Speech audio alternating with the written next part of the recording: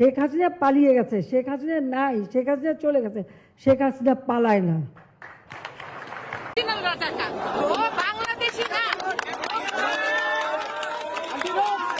ও প্রকৃত বাঙালি হলে আমাদের এত ছাত্র সমাজের রক্ত ও গোসল করতে পারতো না।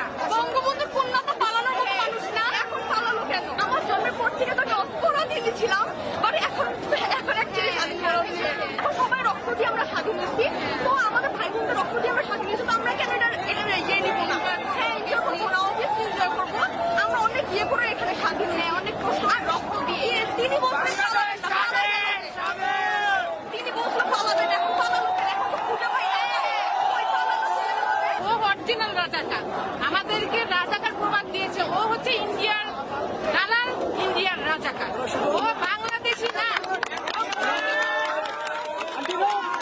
ও প্রকৃত বাঙালি হলে আমাদের এত ছাত্র সমাজের রক্ত ও গোসল করতে পারতো না।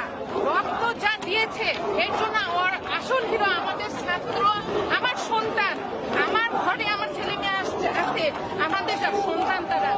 আমার এত কষ্ট, এই কষ্ট আমি আর রাখতে পারিনি, ঘর থেকে আমি বের হয়ে আসছি, আমার সহ্য হচ্ছিল না। আমি জোহরের নামাজের সময় হাজ্জাতের নামাজ পড়েছি, এদের দোয়া করেছি মন থেকে, যেন এদের রক্ত আল্লাহ যেন কবুল করে। আল্লাহ আমাদের